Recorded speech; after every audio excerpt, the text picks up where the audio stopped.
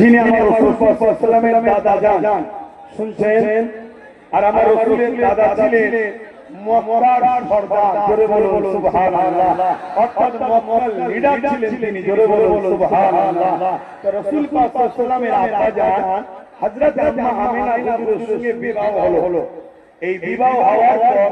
সংসার জীবন শুরু হলো হযরত নবী মুহাম্মদ সাল্লাল্লাহু আলাইহি আব্বা জান আব্দুল্লাহ হুজুরের পেশিনা কবর মোবারকে ছিল ওখান থেকে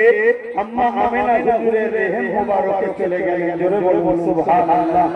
আম্মা জান আমিনা বলছেন যখন আমার রাসূল পাক সাল্লাল্লাহু আলাইহি আমার পবিত্র রেহেমে এলো আমার শরীরে একটা নূর জ্যোতির রশ্মি বেরোতে লাগলো জোরে বলুন সুবহানাল্লাহ শুধু এটা নয় আম্মা জানেন আরো বলেন আমার শরীর থেকে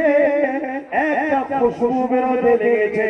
যে খুশবু আগে কখনো আমি কোনোদিন শুকিনি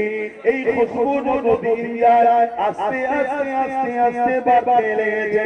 এই যুবকেরা তরুণরা বাপেরা আমার নেতা আপনাদের নেতা জনজাহানের সুলতানকে আল্লাহ পাক তিনি আমার মনে শুনে রেখে দেন হযরত আম্মা আমিনা বলেন যতদিন যে খুশবুটা বাড়তে লেগেছে ওই খুশবু ছড়াতে ছড়াতে ছড়াতে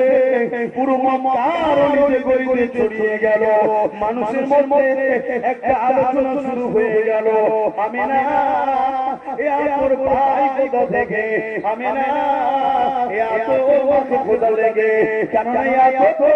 মক্কার কোনো খুশবু নয় মক্কায় পাওয়া যায় বলে আমাদের জানা নাই আমিনা এ তোর ভাই কোথা থেকে এই খবরটা রাসূল পাক সাল্লাল্লাহু আলাইহি ওয়াসাল্লামের দাদা জানে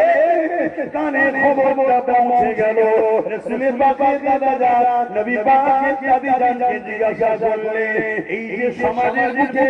একটা আলোচনা হতে লেগেছে আমিনা